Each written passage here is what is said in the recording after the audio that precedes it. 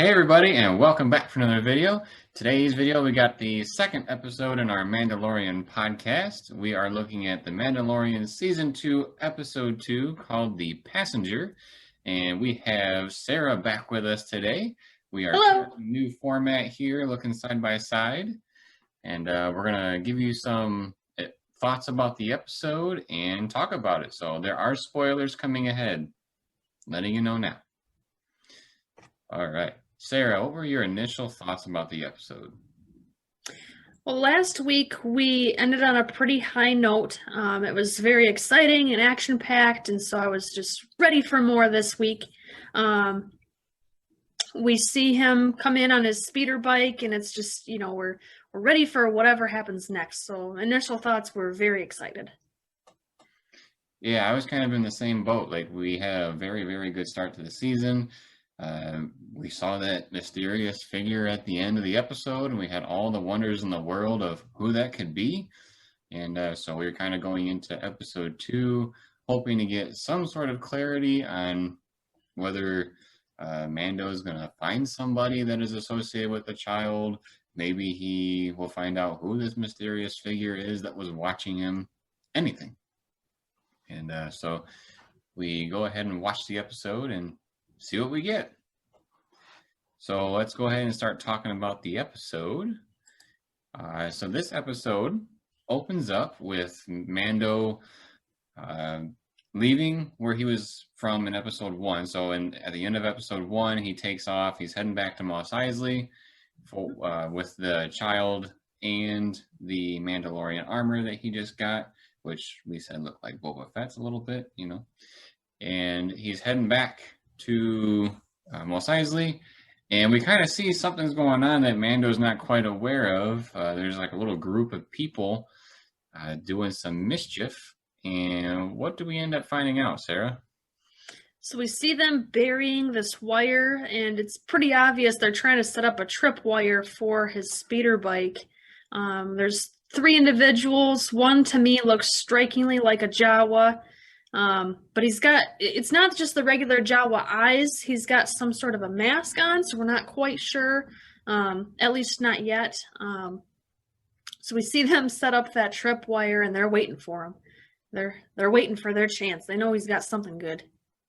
Yeah, and then Mando is coming by. He's zipping through there, and all of a sudden they pull the wire, and basically Mando gets hit with the wire. He goes flying. His bike spins out of control, his swoop bike that is, and blows up. It's all in scrap metal now, and all his stuff is scattered everywhere.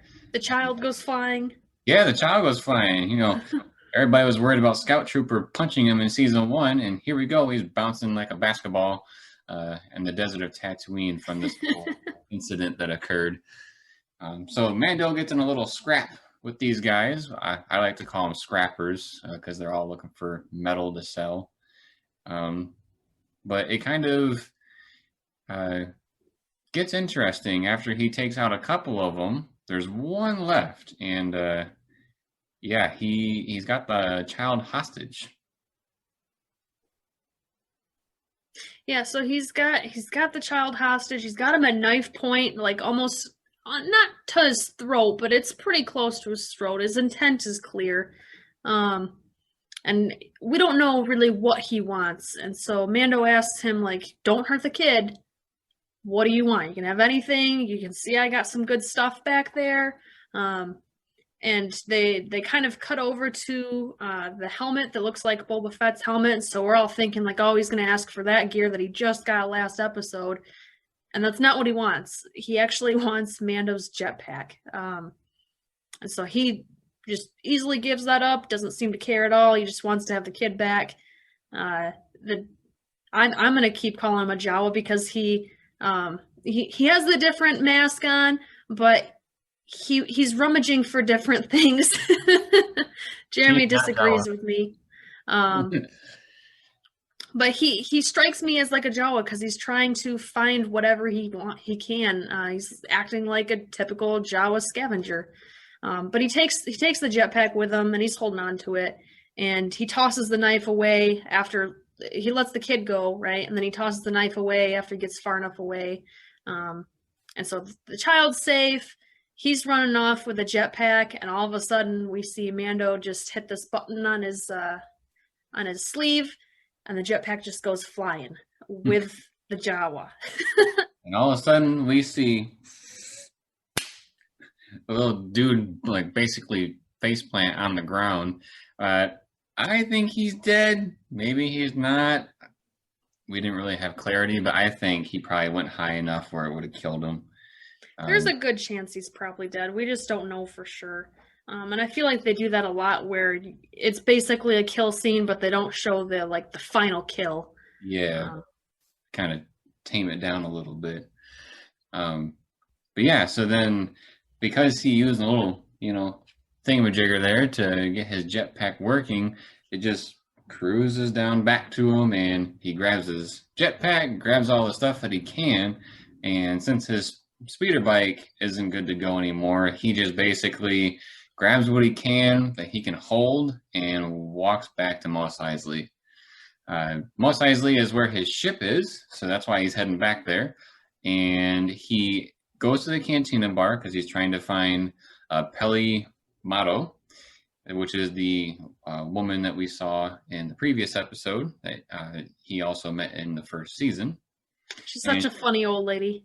Yeah, she's kind of a kooky old lady there. But she's playing sabacc with this creature. Almost kind of looks like looks like a praying mantis to me a little bit. Definitely an alien. And basically this creature knows somebody that knows where another group of Mandalorians could potentially be. So that strikes Mando's interest. So he finds out that, there's a potential lead on where more Mandalorians are. So Peli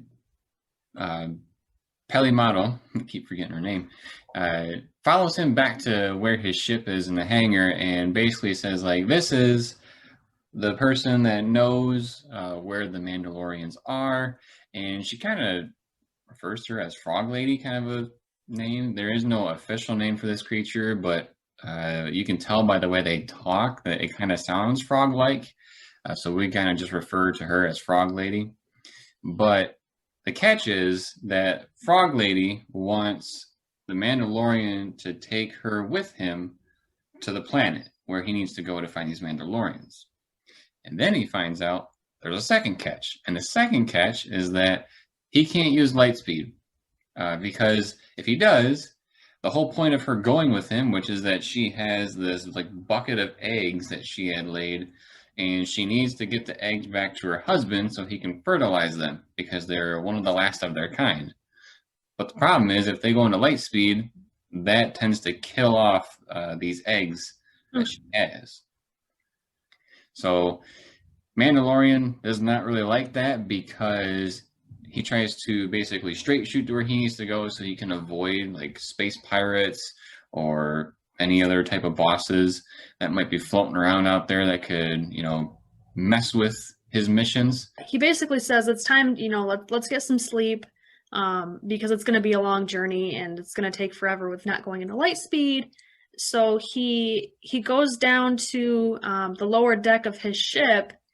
And before he gets down there, the camera kind of cuts away to the child, and he's eyeing the jar of these eggs, almost like a kid in a candy shop, eyes wide, oh, there's treats. And at this point, the jar looks pretty full.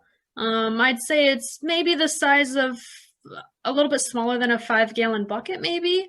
As far as how big this thing is, there's a lot of eggs in there. And he takes one out, and it's filling his hand because it's a pretty big egg compared to how tiny he is, and he swallows it up so easy like it's nothing, which is kind of cute because of how easy he eats it, but also kind of disturbing because he just ate this lady's egg. Okay. So Mando walks up and obviously is mortified that the child's eating this lady's eggs, and that's the whole point of this mission, and they're the last of their kind, and so there's not that many eggs left. Um, so obviously he tells them, no, don't do that.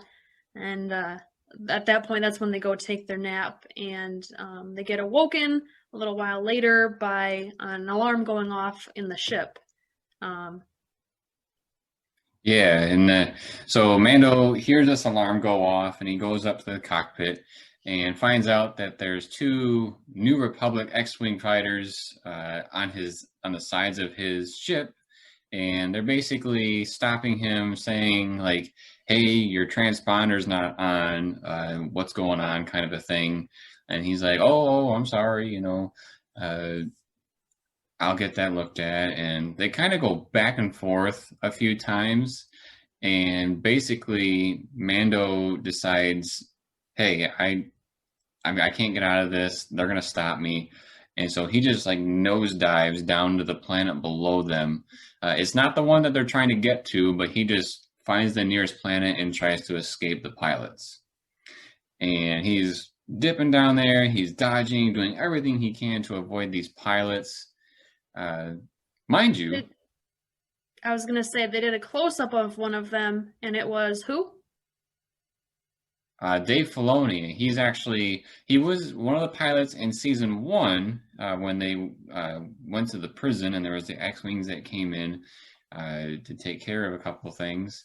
But he's also a director of a couple of the episodes for The Mandalorian. He's also the guy that was in charge of the Clone Wars and Rebels. So one of the pilots is actually one of the crew members that works on this stuff, which is kind of a cool twist they've done for this series.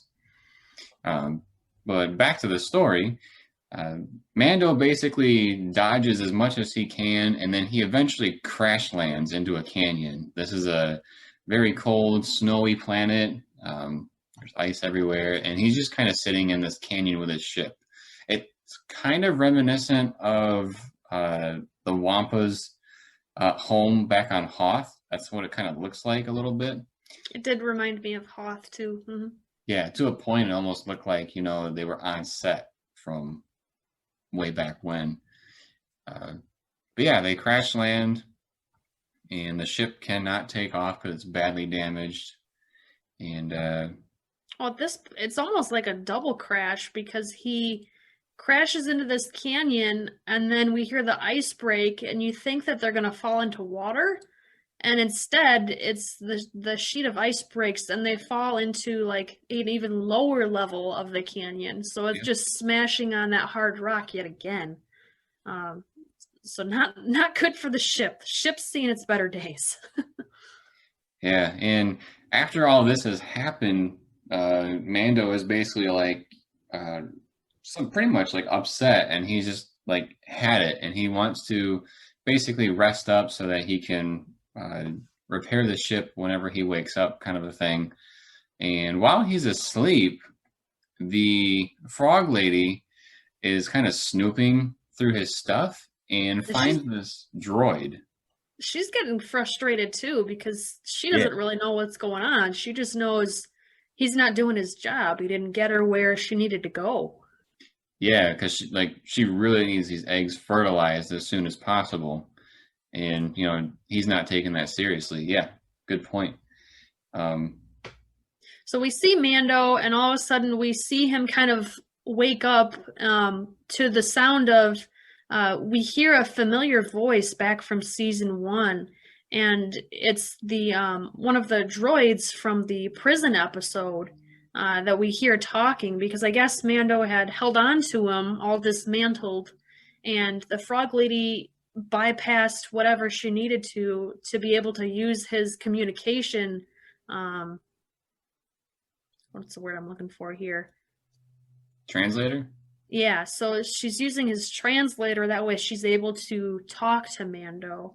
And so they kind of have a back and forth on, hey, this is serious. I need to get my eggs. And hey, this is serious. My ship's destroyed. There's a giant gaping hole through it. So at this point, we now know she's got to be able to understand him because when he's basically saying, like, I don't know what to tell you, my ship's destroyed, she goes, oh, so I guess the everything I've heard about Mandalorian is just stories for children. Like, you're not Hmm. really who you say you are. You're not going to help me. And obviously this bothers him, so he goes to work on the ship outside. Um, so he's just wrenching away, and then we almost get kind of like a, to me, it's almost kind of like a typical dad scene of, he's working on the ship. The child walks up. He tells him, like, hey, why don't you come help me and make yourself useful? Which to me is just such a dad thing to say. And the child doesn't listen because, of course, why would he? So he walks off, and Mando's kind of curious. What are you going to go do? Are you going to go get yourself in more trouble or something? And um, that's when he sees the footprints of the frog lady going into this like snowy ice cave, and so he takes the child and they go figure out what is she up to. Um, Yeah, and then they end up finding her, somewhat kind of like vacationing in this little hot spring that she found in the middle of this ice area. And she's got herself in there and then all her eggs as well. She like dumped the bucket out into this hot spring. Uh, Crazy that it didn't make scrambled eggs out of all of them, but uh, you know, it's happening. It's Star Wars. And so Mando walks up to them and is basically like, "Hey, what you doing? We can't be doing this." And he starts picking up the eggs and trying to put them back into the jar. The child tries to pick up an egg, but instead of putting it in the jar, he wants to eat it. And Mando says no before he can actually pick it up. And so the child's kind of like looking around as he's disappointed with not being able to eat this egg, and he realizes that there is a ton of eggs behind them. We don't know what's in the eggs, but there's a ton of them. So he like does his little waddle walk up to one of the eggs and they almost look like little snow or ice cocoons to me, sticking yeah, out of the earth. it was almost kind of reminiscent of the movie Alien, like when they had a ton of the eggs in that movie all spread out and then they all hatched open and the face huggers jumped out. Um, but yeah, so he like breaks open this egg, reaches his hand inside like it's nobody's business, pulls out this embryo like spider looking thing and just flat out eats it. And it's covered in these like it almost looks like slime, it almost looks like spiderweb fluff, but it's green and it's sparkly and it's just totally weird, like nothing you've ever seen before in real life. It looked disgusting. It did. Looked like a bunch of boogers. But so the child is sitting there eating it, and eventually all the eggs decide to hatch.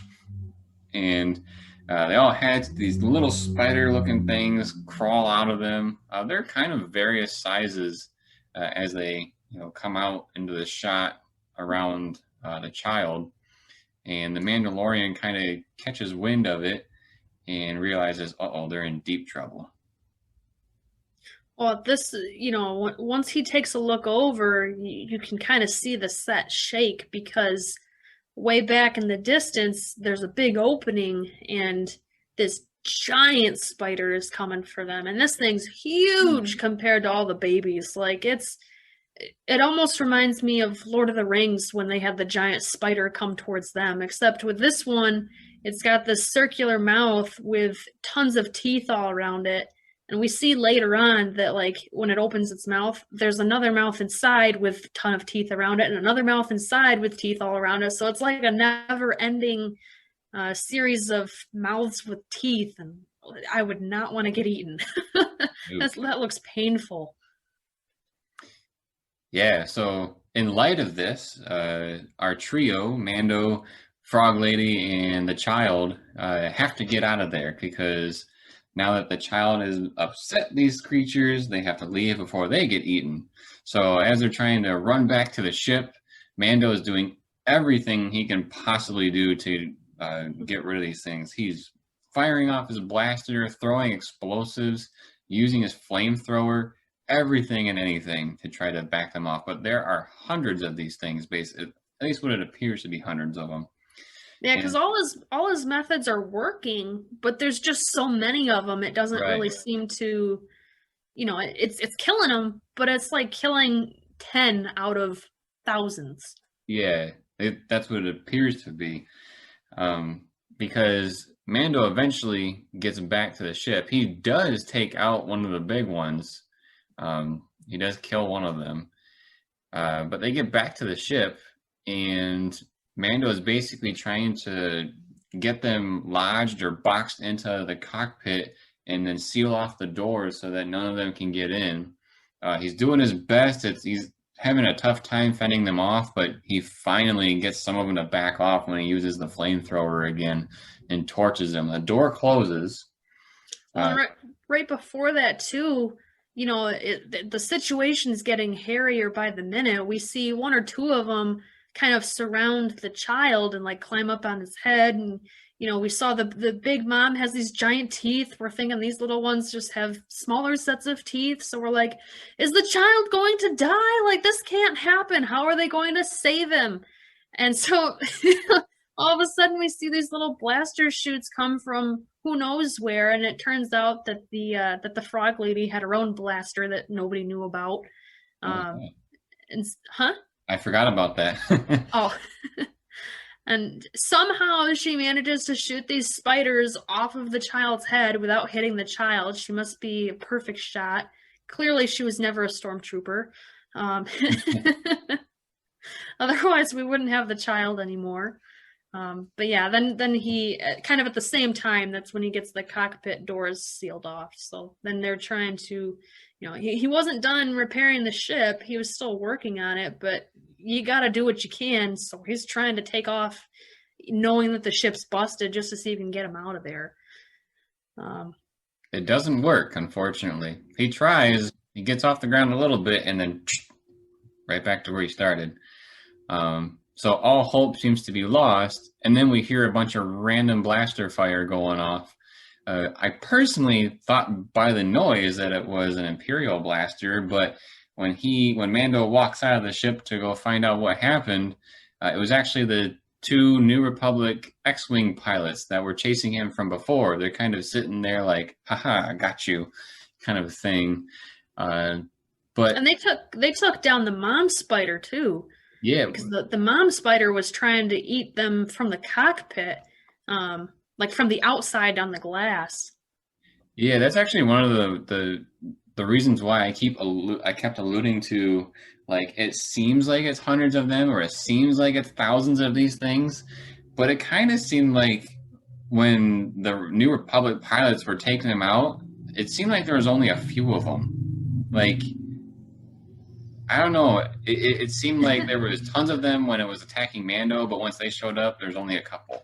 I don't know if you got that feeling, but I felt that a little bit. I think part of it is, just that they were far away, so they were safe on their X-wings, and so it's a lot easier to shoot down a whole bunch of them at once if you don't have the danger of, oh my gosh, I'm going to get eaten.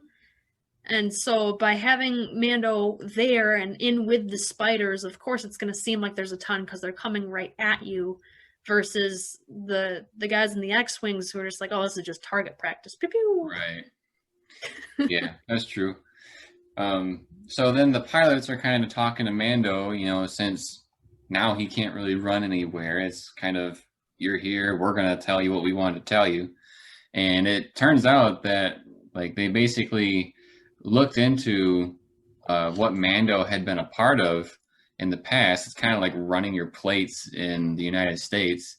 And they realized that Mando was part of a prison raid, like a New Republic prison, which we saw in season 1 when he went to the prison. And basically they said there's a warrant out for you because of this. But we've also heard that you may have saved some members of the New Republic. So we're just going to kind of call it good. We're going to let you off easy. Yeah, he had tried to convince them of, well, because of that, can you help me repair my ship so I can get out of here? And they're like, we'll see you later. Yeah, like, nah.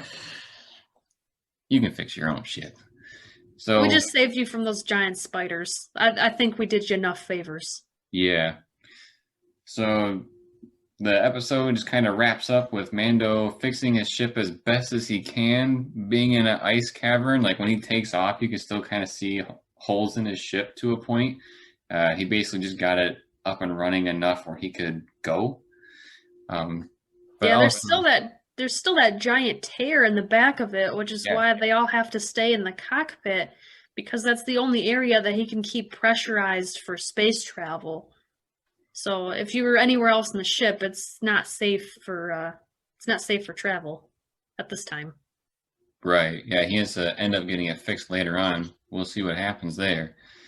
Um, but the episode kind of closes off there. He takes off to, go where they meant to go in the first place. But right before the episode closes, we see the child sneak one more of those eggs into his mouth when he knows he's not supposed to. Well, she's clutching her jar of eggs, and at the beginning of the episode, it looked like it was pretty full, and at the end of the episode, it's definitely less than half full. Like he's eaten a lot of these things, and so we see him sitting in Mando's lap and we see her clutching her jar, sitting in the seat next to Mando, and the child's just sitting in Mando's lap, and just all of a sudden you see him kind of like almost like he's pulling it out of his sleeve, but just like with that one last egg. Just being careful that the other lady doesn't see because he does know it's not what he's supposed to do, but man, does he like to eat things he's not supposed to. It's just like when he was eating the frogs, like the regular sized frogs back in season 1 and had the frog legs sticking out of his mouth and whatnot. So clearly he likes frogs. And he keeps eating these random things, which is kind of funny. Yeah. But yeah, that was basically what happened in the episode. So we're going to kind of wrap it up here and eventually give it a final rating. Sarah, what are your thoughts on the episode for this?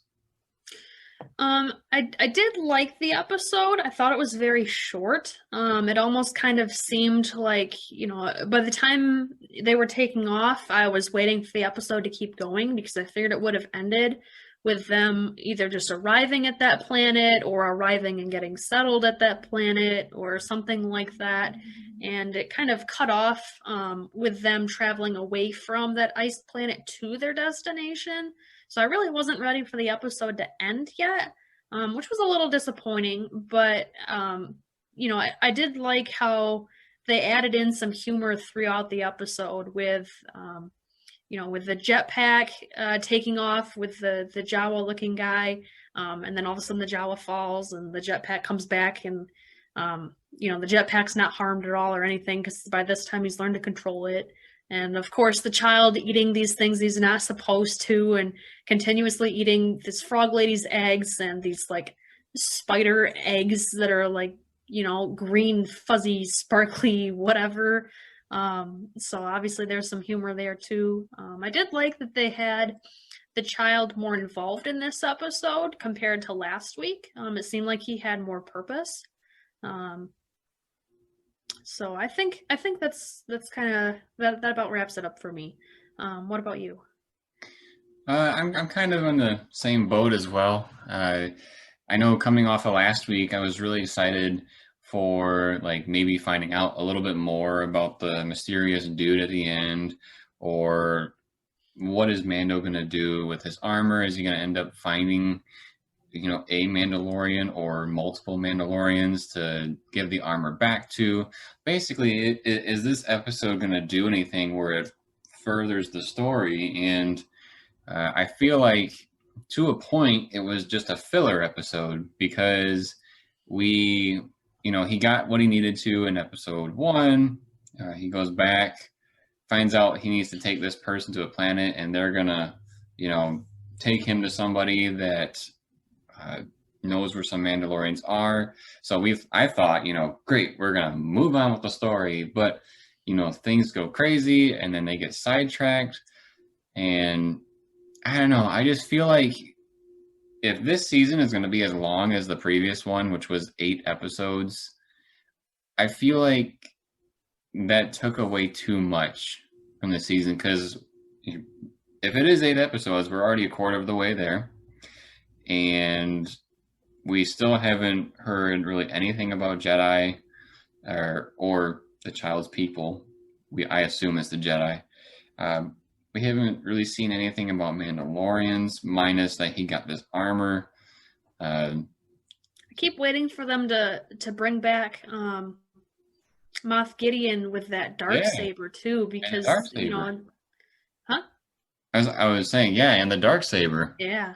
So from season one, they kind of ended that almost at a cliffhanger of him crawling out of his ship and with his dark saber, and then they just left it there. And we haven't been able to come back to that. So it's making me wonder, what is he up to? Is he going to find them? And so I almost kind of was wondering if that was going to happen right now, and it didn't. At Yeah, least not yet.